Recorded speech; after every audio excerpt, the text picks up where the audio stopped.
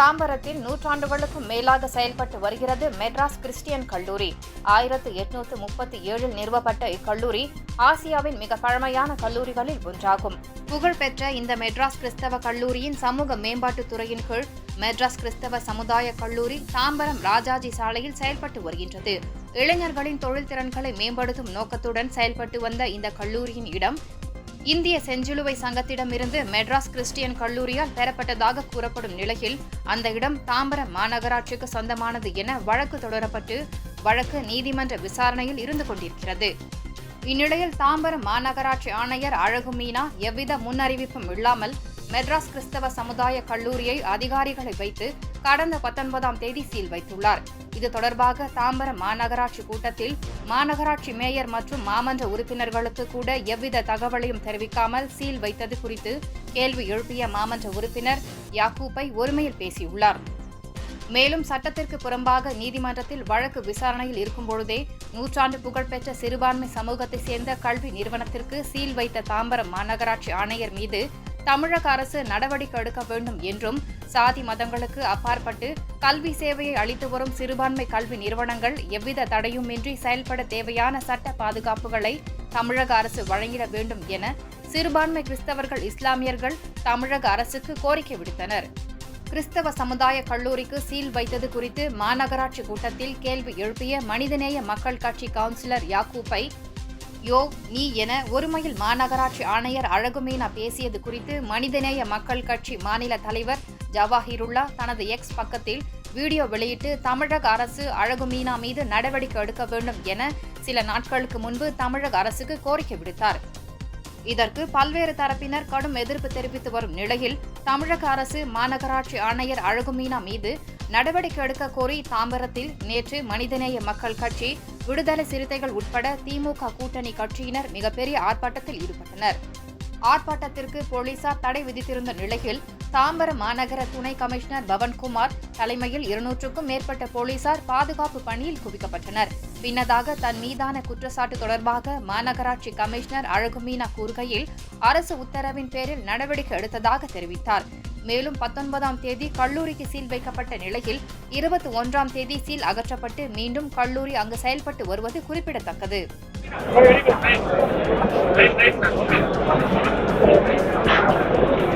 கடந்த 19ஆம் தேதி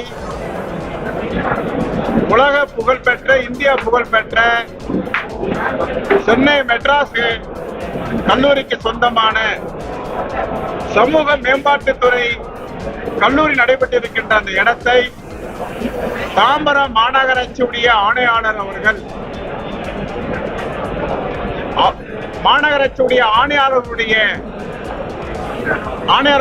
அவருடைய ஊழியர்களை வைத்து அங்கு படித்துக் கொண்டிருந்த கல்லூரி மாணவர்களை வெளியிலே தள்ளி பூட்டு வச்சு பூட்டி இருக்கின்றார்.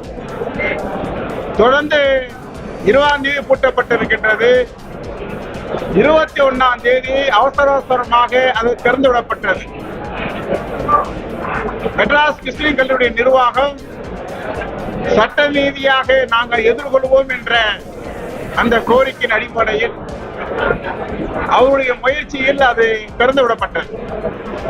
19ஆம் தேதி பூட்டப்பட்ட கல்லூரிக்கு அந்த இடத்தை அந்த கல்லூரி 4 ஜோன்ல இருக்கின்றது. 5வது மண்டலத்திலே உள்ள இப்போதுதான் 25 லட்சம் ரூபாய்க்கு செலவு செய்திருக்கின்ற மண்டல அலுவலகத்தை 4 ஜோனுக்கு கொண்டு வந்து நாங்கள் வைக்கப் போகின்றோம் என்று ஆணையாளர் அவர்கள் ஒரு நாடகத்தை நடத்தி அந்த மாநகராட்சிக்கு சொந்தமான இடம் என்று போடு வைக்கின்றார். ஜோன் மண்டல அலுவலகம் என்று போடு வைக்கின்றார். கல்லூரி நிர்வாகம் நடைபெற்றுக் கொண்டிருக்கின்றது. மாணவர்கள் படித்துக் கொண்டிருக்கின்றார்கள். இதனுடைய வரலாறு நீண்ட வரலாறு. நாடு விடுதலை அடைவதற்கு முன்பாகவே இந்த கல்லூரி இயங்கிக் கொண்டிருக்கின்றது. 1935ஆம் ஆண்டு உலகத்தில் இருக்கக்கூடிய அனைத்து யுத்த காலத்திலும் களப்பணியாற்றிக் கொண்டிருக்கின்ற ரெட் கிராஸுக்கு அந்த இடம் ஒதுக்கப்பட்டிருக்கின்றது. அவர்கள் சென்னை மெட்ராஸ் கிறிஸ்டியன் கல்லூரிக்கு 1938 கொடுக்கின்றார்கள். பிறகு மக்களுக்கு அவர்கள் சேவை ஆற்றுகின்றார்கள். பிரசவ மருத்துவமனை, பால்வாடி மருத்துவமனை, பல்வேறு மக்களுக்கு சேவையாற்றக்கூடிய ஒரு நிர்வாகமாக அது இயங்கிக் கொண்டிருக்கின்றது. இதேபோல் இந்தியா முழுவதும் நடைபெற்றுக் கொண்டிருக்கின்றது. தமிழகம் முழுவதும் இயங்கிக் கொண்டிருக்கின்றது. சேத்துப்பட்டில் இருக்கக்கூடிய மெட்ராஸ் பள்ளிக்கூடத்தில்தான் நம்முடைய மாண்புமிகு முதலமைச்சர் அவர்களும் படித்திருக்கின்றார். பெரிய பெரிய அறிஞர்களா படித்திருக்கின்றார்கள். நான் கேட்ட கேள்வி என்ன என்று சொன்னால், பொருள் 3 இருக்கக்கூடிய மெட்ராஸ் சமூக மேம்பாட்டு கல்லூரியை மாநகராட்சிக்கு எடுத்துக் கொள்கின்றோம் என்று தீர்மானம் கொண்டு வருகின்றார்கள். ஒரே ஒரு மாமன்ற உறுப்பினர், மனிதநேய மக்கள் கட்சிக்கு இருக்கக்கூடிய மாமன்ற உறுப்பினராக இருக்கக்கூடிய நான் சக நிர்வாகத்திலே ஆலோசனை செய்துவிட்டு அந்த மெட்ராஸ் கல்லூரியுடைய நிர்வாகத்திடத்திலே ஆவணங்களை பெற்றுக்கொண்டு மாண்புமிகு மேயர் இடத்திலே கோரிக்கை வைக்கின்றேன். அந்த கோரிக்கை என்னவென்று சொன்னால், மாண்புமிகு மேயர் அவர்களே, துணை மேயர் அவர்களே, மண்டல குழு நிர்வாகிகளே, ஆணையாளர் அவர்களே, 19ஆம் தேதி அவசரமாக பூட்டிவிட்டு நீங்கள் 29ஆம் தேதி இடத்தை மாநகராட்சி கையகப்படுத்துகிறோம் என்று நீங்கள் அஜெண்டாவை கொண்டு வருகின்றீர்களே, பொருளை கொண்டு வருகின்றீர்களே, இது மாமன்றத்துக்கு தெரியாமல், மாண்புமிகு மேயருக்கு தெரியாமல், துணை மேயருக்கு தெரியாமல், இந்த மண்டலத்துக்கே தெரியாமல் பூட்டி விட்டு நீங்கள் தீர்மானத்தை கொண்டு வருவது எந்த விதத்தில் நியாயம்? பூட்டுவதற்கு உங்களுக்கு யார் அதிகாரம் கொடுத்தார் என்று ஆணையரை பார்த்து, நான் மேயரை பார்த்து நான் கேட்கின்றேன். ஆனால் மாமன்ற உறுப்பினர் கேள்வி கேட்டால் மேயர் தான் பதில் சொல்ல வேண்டும். மேயர் அந்த இடத்துல இல்லை என்று சொன்னால் துணை மேயர் பதில் சொல்ல வேண்டும். ஆனால் ஆணையாளர் அவர்கள் மேயரை பேச விடாமல் தடுத்து அவர் பதில் சொல்லுகின்றார். அவர் சுத்தி வளைச்சு ஆங்கிலத்திலையும் தமிழிலையும் சொல்லுகின்றார். நான் சொல்லுகின்றேன், முழுமையாக நீங்க தமிழிலே சொல்லுங்கள், நேரடியாக நீங்கள் எனக்கு பதில் தாருங்கள், சுற்றி வளைக்காதீர்கள். அது 4 ஜோனுக்கு சொந்தமான இடமா, மாநகராட்சிக்கு சொந்தமான இடமா, அதுக்குள் நான் போகவில்லை. நீங்கள் மாநகராட்சி ஆணையாளராக இருக்கக்கூடியவர், நீங்கள் மாமன்றத்தில் கேட்காமல், தீர்மானம் நிறைவேற்றாமல் நீங்கள் யாருடைய அதிகாரத்தில் நீங்கள் கூட்டினீர் என்று நான் கேள்வி கேட்கும் போது பல தடவை கேட்டதுக்கு பிறகு ஒரே ஒரு தடவை சொன்னார், மாவட்டத்தினுடைய ஆட்சித்தலைவர் தான் எனக்கு உத்தரவிட்டார், அதனால் நான் கூட்டினேன் என்று சொன்னார். மாவட்ட ஆட்சித்தலைவருக்கு இந்த அதிகாரம் மாமன்றத்துக்கு கொடுக்க முடியாது. அவர் விஓ, தாசில்தார், வருவாய்த்துறைக்கு தான் அவர் உத்தரவு போட முடியும். இங்கே மாநகராட்சிக்கு ஒரு மேயர் இருக்கின்றார், துணை மேயர் இருக்கின்றார், மண்டல குழு தலைவர் இருக்கின்றார்கள், 70 மாமன்ற உறுப்பினர் இருக்கின்றார்கள். எங்களுக்கு அவர் எப்படி உத்தரவு போட முடியும்? அப்படின்னு சொன்னால் நாங்கள் எதற்காக இந்த மாமன்றத்தில் எல்லா வேலையும் விட்டுவிட்டு நாங்கள் இங்கே வர வேண்டும் என்று நான் கேள்வி கேட்கும் போது அவர் சொல்லுகின்றார், நீ சிறு வியாபாரிகளுக்கு சிறு வியாபாரிகளை இல்லைகள் என்று சொல்லுகின்றார். மது, மாது, போதைப் பொருட்களை போல சிறு வியாபாரிகள் இல்லைகளாக தொழில் செய்கின்றார். அவருக்கு நீ ஆதரவாக இருக்கின்றார் என்று சொல்லுகின்றார். நான் மகிழ்ச்சியாக ஏற்றுக்கொண்டேன். நான் சிறு வியாபாரிகளுக்கு ஆதரவாகத்தான் நான் இருப்பேன். என்னுடைய கட்சிக்காரர்களோ என்னை சார்ந்தவர்களோ யாராவது மாமன்றத்திலே, அதாவது சண்முக ரோட்டிலேயே எம்ஆர்எம் ரோட்டிலே கடை போட்டு இருந்தால் நான் பொது வாழ்க்கையிலிருந்தே விலகிக் கொள்கிறேன் என்று சொன்னேன். மேயர் அவர்கள் தேவையில்லாமல் நீங்கள் பேசாதீர்கள் என்று ஆணையரை கண்டித்தார். இப்படி போகும்போது மண்டல குழு தலைவராக இருக்கக்கூடிய ஜோசப் அண்ணாதுரை அவர்கள் எப்படி நீங்கள் அந்த சமூக மேம்பாட்டுத்துறையை நீங்க தடுத்து நிறுத்து என்று கேள்வி கேட்கின்றார். அவருக்கு பதில் சொல்ல முடியவில்லை. காங்கிரஸ் பேர் இயக்கத்தினுடைய மாவட்டத்தினுடைய தலைவர் அண்ணன் செந்தில் அவர்களும் மாமன்ற உறுப்பினர், அவர் கேள்வி கேட்கின்றார். சிறுபான்மை மக்களுக்கு சொந்தமான இந்த இடத்தில் கிறிஸ்துமஸ் விழா கூட நடத்த முடியாத சூழ்நிலையை உருவாக்கி விட்டீர்கள். நாங்கள் மக்களிடத்திலே போய் எப்படி பதில் சொல்வது? சிறுபான்மை மக்களிடத்திலே நாங்கள் எப்படி பதில் சொல்வது? கிறிஸ்துவ மக்களிடத்திலே நாங்கள் எப்படி பதில் சொல்வது என்று கேள்வி கேட்கின்றார். இந்த கேள்விக்கு பதில் சொல்லாத ஆணையர் அவர்கள் நான் நேர்மையானவர் என்று சொல்லுகின்றார். இதுதான் இங்க முக்கியமான விஷயம். தந்தை பெரியார் அவர்கள் சொன்னார்கள், 100 வீடு இருக்கும், ஒருவன் வீடு பத்தினி வீடு என்று சொல்வான். அப்ப மத்த 99 வீடு யார் வீடு? இந்த கேள்விதான் இங்க நிற்கின்றது. உடனடியாக அங்க இருக்கக்கூடிய அதிகாரிகள் ஆணையாளருக்கு ஆதரவாக வெளிநடப்பு நாங்கள் செய்கின்றோம். ஆணையாளருக்கு இங்கே மரியாதையிலே நாங்கள் வெளிநடப்பு செய்து சொல்லும் போதுதான் மேயர் அவர்கள் கேட்கின்றார்கள், நான் கேட்கின்றேன் அதிகாரி இடத்துல, நான் ஒரு மேயர் இருக்கின்றேன், உங்க கட்டடத்துக்கு பின்பாகத்தான் இருக்கின்றேன், ஏன் என்ன கேட்காம நீங்கள் போர்டு வைத்தீர்கள் என்று கேட்டார். சரியான கேள்வி. அதுக்கு பதில் சொல்ல வேண்டும் அதிகாரிகள். அப்படி சொல்லாமல் உடனடியாக யோ நீ என்று உரிமையில பேசுகிறார். அப்ப நான் சிரிச்சுக்கிட்டே, நீங்க டைவர்ட் பண்ணாதீங்க மேடம், நீங்க திசை திருப்பாதீர்கள். ஏன்னா அதிகார வர்க்கம் என்ன செஞ்சது, இன்னைக்கு போராட்டம் நடத்தி கொண்டிருக்கும் போதே டிசி உள்ள போட்டு கபடி விளையாண்டார். இந்த கபடி தான் விளையாடுவான்னு எங்களுக்கு தெரியும். அதே போலதான் மாமன்றத்தில் அவர் திசை திருப்பார். என்னை கோபத்தை உண்டாக்க வேண்டுவதற்காக நீ அப்படிலாம் பேசுற.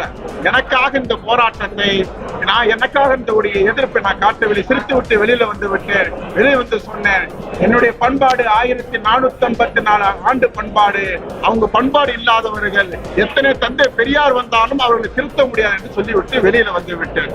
மாமன்றத்தினுடைய ஆணையாளர் அவர்கள் மேயருக்கு கட்டுப்பட வேண்டும், துணை மேயருக்கு கட்டுப்பட வேண்டும், மண்டல குழு தலைவர்களுக்கு கட்டுப்பட வேண்டும். மக்கள் பிரிவு சட்டப்படி ஒரு மாமன்ற உறுப்பினர் மாவட்ட ஆட்சித்தலைவரிடத்திலே கதவை திறந்து உள்ள போனால் எந்த நின்று மாவட்டத்தினுடைய அந்த மாமன்ற உறுப்பினரை, சாதாரண ஊராட்சி மன்ற உறுப்பினரை, நகரமன்ற உறுப்பினரை, மாமன்ற உறுப்பினரை, மக்கள் பிரிவுத்தினுடைய அந்த உறுப்பினரை எழுந்து மரியாதை செலுத்தி கூப்பிட வேண்டும். இதுதான் இந்தியாவுடைய அரசியலமைப்பு சட்டம். டாக்டர் அம்பேத்கர் வகுத்து கொடுத்த அரசியல் சட்டம். அரசியலமைப்பு சட்டத்தை தெரியாதவர்கள் உனக்கு நீ சட்டத்தை மீறி என்று சொல்றார். என்னுடைய 28 ஆண்டு கால போராட்டம், இன்னும் எத்தனை ஆண்டு காலம் நாங்கள் உயிரோடு இருந்தாலும் இந்தியாவுடைய அரசியலமைப்பு சட்டத்துக்கு பாதுகாப்பதற்காகத்தான் நாங்கள் இயக்க நடத்துகின்றோம், கட்சி நடத்துகின்றோம். ஆகையால் தான் அரசியலமைப்பு சட்டத்தை மதிக்கின்ற காரணத்தினால்தான் ஆணையாளருக்கு நீ போ என்று ஒரு IAS அதிகாரி சொன்னாலும் கூட நாங்கள் சிரித்து விட்டு வெளியில அரசியலமைப்பு சட்டத்தின் அடிப்படையில் நாங்கள் போராட்டம் நடத்துகின்றோம். எங்களுடைய தோல்மையா கட்சியாக இருக்கக்கூடிய விடுதலை சிறுத்தை கட்சிகளும் நாங்களும் இந்த போராட்டத்தை முன்னெடுத்து முறையாக காவல்துறையிடத்திலே நாங்கள் அனுமதி வாங்கி இந்த அனுமதி கேட்கின்றோம். அவர் அனுமதி மறுக்கப்படுகிறது. அனுமதி மறுக்கப்பட்டால் அரை மணி நேரம் நாங்கள் எங்களுடைய தோழர்களுக்கு செய்தியை சொல்லிவிடுகின்றோம். வந்தவர்களே முறையாக நீங்க வீட்டுக்கு போகுங்கள், 2 தடவை கோஷம் போட்டு நீங்க செல்லுங்கள் என்ற அரை மணி நேரம் அனுமதி கொடுக்காமல் இந்த டிசி அவர்கள் இன்னைக்கு பெண்களை அடித்திருக்கின்றார். காலையிலிருந்து எங்களிடத்திலே பேச்சுவார்த்தை நடத்தப்பட்டது. தலைவர் சொன்னார்கள், அதிகமான மக்களை அதிகமாக திரட்டி விட்டால் உங்களால் கண்ட்ரோல் பண்ண முடியாது. 3 இடத்திலே நாங்கள் போராட்டத்தை அறிவித்தோம். டாக்டர் அம்பேத்கருடைய பேருந்து நிலையத்துக்கு முன்பாக, மாநகராட்சி அருகிலே ஒரு போராட்டம், அதே போல சண்முக சாலையிலே ஒரு போராட்டம். எங்களுக்கு இடத்தை ஒதுக்கி தாருங்கள் என்று அவர்கள் தான் கெஞ்சுவார்கள். ஆனால் அமைதியாக இருந்த நோக்கத்தை என்னுடைய சக நிர்வாகிகளிடத்திலே நான் சொல்லிவிட்டேன். காவல்துறை ஏதோ ஒரு சதித்திட்டம் தீட்டிக் கொண்டிருக்கின்றது, ஏதோ ஒரு சங்கி வேலை செய்து கொண்டிருக்கின்றார்கள். ஆக நம்ம எச்சரிக்கையாக இருக்க வேண்டும் என்று மிக தெளிவாக சொன்னதை காண மாத்திரம்தான் காவல்துறை எங்களை அடித்தாலும், எங்களுடைய சகோதரிகளை தள்ளி அடித்தாலும் நாங்கள் அமைதியாக இருப்பதற்கு காரணம் என்னவென்று சொன்னால், நாட்டினுடைய மதச்சார்பற்ற கொள்கையை, இந்தியாவுடைய அரசியலமைப்பு சட்டத்தை நாங்கள் பாதுகாக்கின்றோம். நாங்கள் ஆயிரக்கணக்கான பேர், பல்லாயிரக்கணக்கான பேர் இருக்கின்றோம். ஆனால் சில 100 காவல்துறை அதிகாரிகள் இருக்கின்றார்கள். சட்டத்தை மதிக்கின்ற காரணத்தினாலதான் அவர்கள் எதுவுமே செய்யவில்லை. எங்களுடைய மாவட்டத்தினுடைய தலைவர்கள் யாரு என்று சொன்னால், ஒரு மாவட்ட ஆட்சித்தலைவருக்கு சமமானவர்கள், மக்கள் சேவையில் ஈடுபடக்கூடியவர்கள். எங்களிடத்தில் 5 மாநில செயலாளர்கள் வந்திருக்கின்றார்கள். இதெல்லாம் பார்த்திருக்கின்றார்கள். மாண்புமிகு திராவிட மாட ஆட்சி நடத்தக்கூடிய தமிழக முதலமைச்சர் அவர்கள் உடனடியாக இந்த டிசி மீதும், இந்த டிசி குமார் மீதும், பவன்குமார் மீதும், அதே போல் ஆணையாளர் மீதும் நடவடிக்கை எடுக்க வேண்டும். நடவடிக்கை எடுக்கவில்லை என்று சொன்னால் பாரதிய ஜனதா கட்சிக்கும் திராவிட மாடல் அரசுக்கும் வித்தியாசம் இல்லை என்று சொல்லி எங்களுடைய போராட்டம் தொடர்ச்சியாக நடக்கும். எங்களுடைய தோழர் விடுதலை சிறுத்தை கட்சியினுடைய மாநில துணை பொதுச் செயலாளர் இடத்திலே அமர்ந்திருக்கின்றார். அவருடைய அறிவுரையை கேட்டு எங்களுடைய தோழர்கள் அமைதியாக இருக்கின்றார்கள். மனிதநேய மக்கள் கட்சியும் விடுதலை சிறுத்தைகளும் இன்றைக்கு இரவே நாங்கள் போராட்டத்தை அறிவித்தால் சென்னையில இருந்து கன்னியாகுமரி வரைக்கும் எங்களால் ஸ்தம்பிக்க வைக்க முடியும். நாங்கள் அதிமுக ஆட்சியில் NPR NRC அரசமைப்பு அந்த பிரச்சனையில் நாங்கள் வண்ணாரப்பட்டிலே எங்களை கைவிட்டதற்காக கன்னியாகுமரி வரைக்கும் ஸ்தம்பிக்க வைத்தோம். எங்களை அந்த நிலைக்கு தூண்டாமல் இந்த திராவிட அரசு நடவடிக்கை எடுக்க வேண்டும். ஆகையால் மனிதநேய மக்கள் கட்சியினுடைய எங்களுடைய நிர்வாகக்குழு எங்களுடைய தலைவர் பேராசிரியருடைய உத்தரவுக்கு இணங்க அடுத்த போராட்டத்தை மிக பிரமாண்டமான ஒரு போராட்டத்தை நாங்கள் உறங்கணிப்போம். அதாவது எங்களுடைய கோரிக்கை மனிதநேய மக்கள் கட்சியினுடைய மாநில அமைப்பு செயலாளர் மாயவரம் அமீன் இருக்கின்றார். அமமுகவோட மாநில செயலாளர் விழுப்புரம் முஸ்தாகில் இருக்கின்றார். நம்முடைய மாநில அமைப்பு செயலாளர் பழனி பார்க் இருக்கின்றார். வழக்கறிஞர் மாநில அமைப்பு செயலாளர் அன்பு சோதரர் ஜெயலலிதா இருக்கின்றார். அமமுகவுடைய நிர்வாகக்குழு உறுப்பினர் மூத்த நிர்வாகி இந்த இயக்கத்தினுடைய நிறுவன உறுப்பினர் தலைவராக இருந்தவர், அமமுகவுடைய தலைவராக இருந்தவர், அனைத்து அரசியல்வாதிகளும் பழக்கப்பட்ட ஒரு தலைவரை இன்றைக்கு அவர்கள் தள்ளி சொல்லப்போனார். காவல்துறை அவரை கொலை செய்திருப்பார்கள். மக்கள் அவரை பாதுகாத்திருக்கின்றார்கள். அப்படிப்பட்ட ஒரு இந்த மாதிரி உள்ள நிர்வாகிகள் வந்திருக்கின்றார்கள். அதே மாதிரி விடுதலை சிறுத்தை கட்சியினுடைய மாநில துணை பொதுச் செயலாளர் மாவட்ட நிர்வாகி வந்திருக்கிறார்கள். இந்திய தௌஹி ஜமாத்தினுடைய மாநில செயலாளர் செய்தலி வந்திருக்கின்றார். மே 17 இயக்கம் வந்திருக்கின்றது. மக்கள் அதிகாரம் வந்திருக்கின்றது. திராவிட கழகம் வந்திருக்கின்றது. அனைத்து சகோதரர்களும் இருக்கும் போது இந்த அரசுக்காக தெரு தெருவாக கொடிபிடித்து 10 ஆண்டு காலம் இந்த ஆட்சி வருவதற்காக தன்னுடைய பொருளாதாரத்தையும் தன்னுடைய வேர்வையும் சிந்திய இயக்கத்தினுடைய தோழர்கள் தான் இந்த போராட்டத்தை நடத்தி கொண்டிருக்கின்றார்கள். ஆகையால் எங்களுடைய கோரிக்கை மாண்புமிகு தமிழக முதலமைச்சர் அவர்கள் உங்களுடைய மந்திரிகள் என்ன செய்து கொண்டிருக்கின்றார்கள் என்று பார்த்து ஒவ்வொரு அதிகாரிகளையும் சரி செய்ய வேண்டும். இரவு பகல் பாராமல் இந்த அரசினுடைய அனைத்து செயல்பாடுகளையும் மிக சிறப்பாக செயலாற்றிக் கொண்டிருக்கின்றீர்கள். வெள்ளப்பெருக்கிலிருந்து மோடியை எதிர்க்கிலிருந்து பாஜகவுடைய கொள்கையிலிருந்து அனைத்தையும் நீங்க சரி செய்து கொண்டிருக்கின்றீர்கள். உங்கள் ஆட்சியில் கருப்பாடுகள் இருக்கின்றன. நான் சொல்லவில்லை. நமது கூட்டணியில் இருக்கக்கூடிய அண்ணன் வேல்முருகன் சொல்லுகின்றார். நம்ம கூட்டணியில் இருக்கக்கூடிய பல்வேறு அரசியல் கட்சி தோழர்கள் சொல்லிக் கொண்டிருக்கிறார்கள். ஆகையால் திராவிட மாடல் ஆட்சி நடத்தக்கூடிய நம்முடைய முதலமைச்சர் அவர்கள் உடனடியாக மீது நடவடிக்கை வேண்டும். பெண்களை அழித்திருக்கின்றார்கள். எங்களுடைய மாவட்ட தலைவர்களை அழித்திருக்கின்றார்கள் காவல்துறை. ஆகையால் வன்மையாக மனிதநேய மக்கள் கட்சி கண்டிக்கின்றது. இந்த கோலத்தில் எங்களுடைய சகோதரர் நின்று கொண்டிருக்கின்றார்.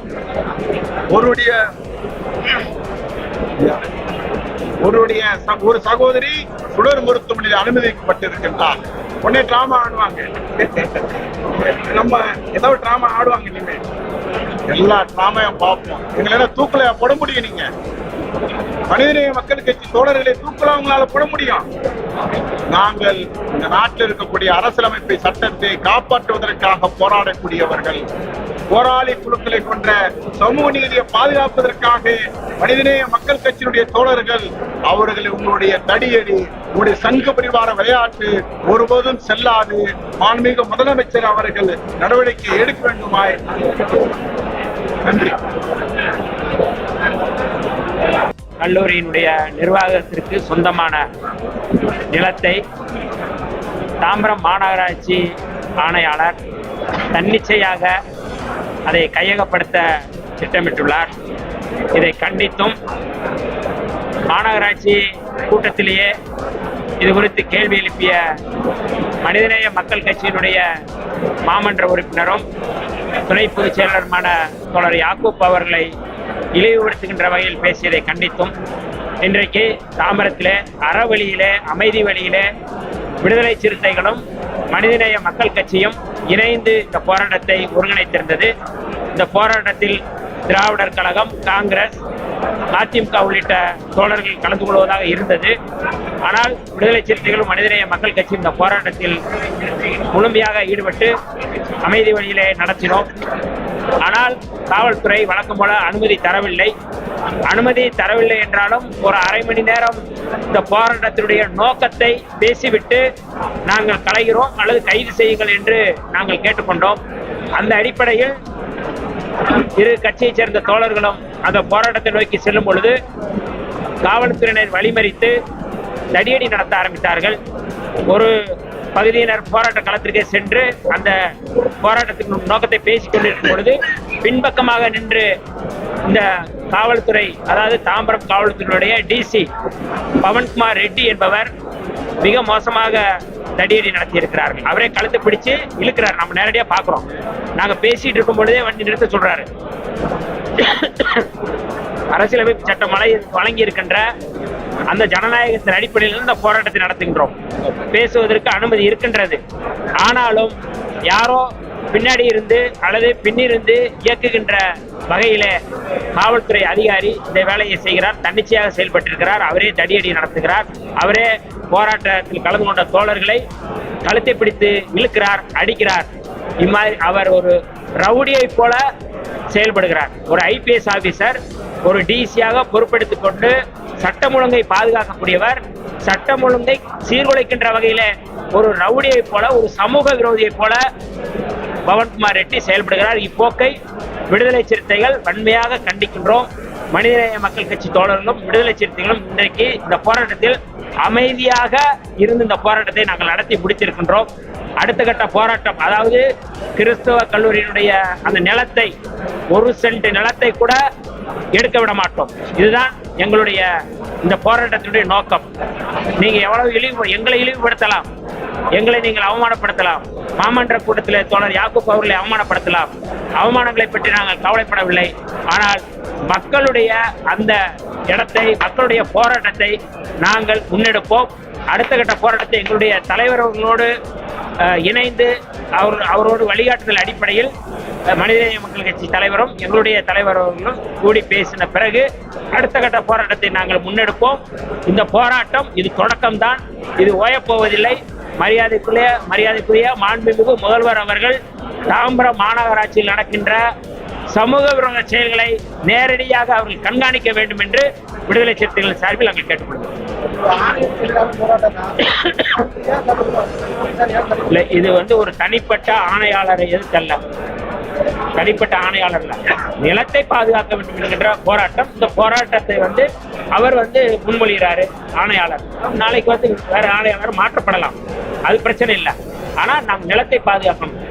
இந்திய அரசியலமைப்பு சட்டம் வழங்கி இருக்கின்ற மத சிறுபான்மையினருக்கு என்ன உரிமையோ, மொழி சிறுபான்மையினருக்கு என்ன உரிமையோ அந்த உரிமையை பாதுகாப்பதில் நாங்கள் இருக்கின்றோம். ஆகவே நாளைக்கு அவங்க மாத்தினா கூட அந்த நிலத்தை நாங்க பாதுகாக்கணும் அப்படிங்கிறது தான் எங்களுடைய இந்த போராட்டத்தினுடைய நோக்கம். இந்த போராட்டத்தில் எந்த விதமான வன்முறையும் நடக்கக்கூடாது. ஆனால் வன்முறையை நடத்த வேண்டும் என்று காவல்துறைக்கு பின்னாடி இருக்கின்ற சமூக விரோதிகள் யாரோ தூண்டிவிட்டு செய்கிறார்கள். நாங்கள் தமிழ்நாடு முதலமைச்சர் அவர் கவனத்துக்கு கொண்டு செல்வோம்.